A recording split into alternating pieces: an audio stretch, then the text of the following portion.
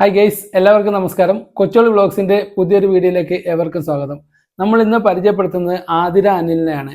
കൊറ്റംകുളങ്ങര സ്വദേശിയായ 9ാം ക്ലാസ്സിൽ പഠിക്കുന്ന ആതിര അനിലിനെ. ആള് നിസ്സാരക്കാരിയൊന്നുമല്ല.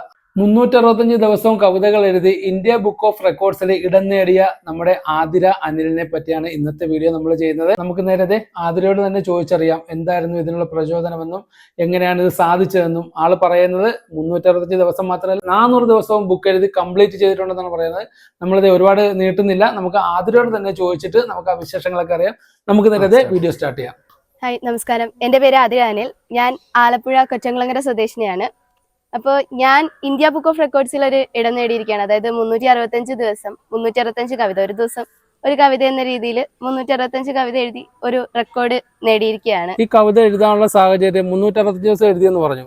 അപ്പൊ അത് എവിടെയെങ്കിലും വെച്ച് ബ്രേക്ക് ആയിട്ടുണ്ടോ നമുക്കിത് എഴുതാനുള്ള? ഇത് ബ്രേക്ക് ആയിട്ടില്ല, പക്ഷേ ഒരു കൺഫ്യൂഷൻ വന്നിട്ടുണ്ട്. അതായത് ഒരു ബുദ്ധിമുട്ട്, നമുക്ക് എഴുതാനൊരു ടോപ്പിക്ക് കിട്ടാതെ വരുന്നതും അങ്ങനത്തെ ഇതൊക്കെ വന്നിട്ടുണ്ട്. പക്ഷെ നിർത്തിയിട്ടില്ല, ബ്രേക്ക് ആയിട്ടില്ല, കണ്ടിന്യൂസ് ആയിട്ട് എഴുതുന്നുണ്ട്. ഇതിന് നമ്മുടെ വീട്ടുകാരുടെ സപ്പോർട്ടിങ് എങ്ങനെയായിരുന്നു? അച്ഛന്റെയും അമ്മയുടെയും? അച്ഛനമ്മയാണ് ഏറ്റവും കൂടുതൽ സപ്പോർട്ട് ചെയ്തത് തന്നെ.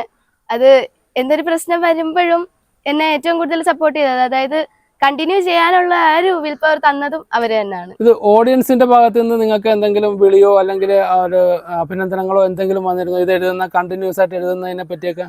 ഒരുപാട് പേര്, ഞാൻ ഫേസ്ബുക്കിലാണ് ഇത് ഇട്ടുകൊണ്ടിരുന്നത്. അപ്പൊ അത് കാണുന്ന ഒരുപാട് പേര് എന്നെ വിളിച്ച്, അച്ഛൻ്റെ അമ്മയുടെ ഓഫീസിലുള്ളവരാണെങ്കിലും അല്ലാണ്ട് കുറെ പേര് സ്കൂളിൽ നിന്നൊക്കെ ആണെങ്കിലും ഒരുപാട് പേര് വിളിച്ച് കൺഗ്രാറ്റുലേറ്റ് ചെയ്യാറുണ്ടായിരുന്നു. ഈ 365 ദിവസം എഴുതി കഴിഞ്ഞ് ഇപ്പൊ അത് നിർത്തിയോ അതോ ഇത് കണ്ടിന്യൂ ചെയ്ത് പോകുന്നുണ്ടോ? ഞാൻ ഇപ്പോഴും കണ്ടിന്യൂ ചെയ്യുന്നുണ്ട്. ഇപ്പോ 400 അടുക്കുകയാണ്. 400 വരെ എത്തിക്കാന്നുള്ളതാണ് വിചാരിക്കുന്നത്.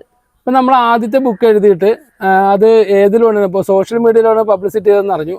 ഈ അരങ്ങെന്ന് പറയുന്ന ഈ ഒരു കൂട്ടായ്മയാണ് സത്യം പറഞ്ഞാൽ എനിക്ക് ഏതൊരു അച്ചീവ്മെന്റ് കിട്ടിയാലും എന്നെ ഏറ്റവും ആദ്യം ആദരിക്കുന്നതും മീഡിയയിലേക്കൊക്കെ എത്തിക്കുന്നതും. അതുപോലെ ഞാൻ വയലാർ ശരത്ചന്ദ്രവർമ്മ സാറിനെ എനിക്ക് കാണണമെന്നുള്ള ആഗ്രഹമുള്ള, ഞാൻ ഏറ്റവും കൂടുതൽ വായിക്കുന്ന പുസ്തകങ്ങൾ ഒരു കവിയാണ്.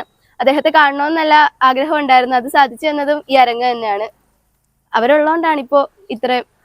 അപ്പൊ നമുക്ക് ഇപ്പൊ കിട്ടിയ ഈ അംഗീകാരത്തെ നമ്മൾ എങ്ങനെയാണ് നോക്കിക്കാണുന്നത്? എനിക്ക് ഒരുപാട് സന്തോഷമുണ്ട്. ഇത് സത്യം പറഞ്ഞാൽ എൻ്റെ ഒരു എഴുത്തിന്റെ ഈ ഒരു ജേണിയിൽ, ഈ ഒരു യാത്രയിൽ എനിക്ക് കിട്ടിയ ഏറ്റവും വലിയൊരു അംഗീകാരമായിട്ട് തന്നെയാണ് ഞാൻ ഇതിനെ കണക്കാക്കുന്നത്. അപ്പോൾ ഈ ഒരു യാത്രയിൽ എന്നെ സപ്പോർട്ട് ചെയ്ത, എന്നോട് സഹകരിച്ച എല്ലാവർക്കും ഒരുപാട് നന്ദി. അത്രയാണ് എനിക്ക് പറയാനുള്ളത്. അങ്ങനത്തെ ഈ കൊച്ചുമിടുക്കിയെ എത്ര പ്രശംസിച്ചാലും മതിയാകത്തില്ല. 365 ദിവസം കവിതകൾ എഴുതി 400 ദിവസത്തിലേക്ക് എത്തിച്ച ആതിര അനിലിന് ഒരു ബിഗ് സല്യൂട്ടാണ്. അത് മാത്രമല്ല, ആതിര അനിലിനെ ഈ ഒരു പൊസിഷനിലേക്ക് തന്നെ കൊണ്ടുവന്നെന്ന് വേണം പറയാം. അതിന് സഹകരിച്ച അരങ്ങിന്റെ കൂട്ടായ്മയ്ക്ക് ഒരു ബിഗ് സല്യൂട്ടാണ്. നമ്മൾ ഇന്നത്തെ വീഡിയോയുടെ വൈൻഡപ്പ് ചെയ്യുകയാണ്. നമ്മുടെ വീഡിയോ ഇഷ്ടപ്പെട്ടെങ്കിൽ എല്ലാവരും ഒന്ന് ലൈക്ക് ചെയ്യുക. കൂടാതെ നമ്മുടെ ചാനൽ ആദ്യമായിട്ടാണ് കാണുന്നതെങ്കിൽ ഒന്ന് സബ്സ്ക്രൈബ് കൂടെ ചെയ്തേക്കുക. മറ്റൊരു വീഡിയോ ആയിട്ട് കാണുന്നവരെ എല്ലാവർക്കും ഗുഡ് ബൈ.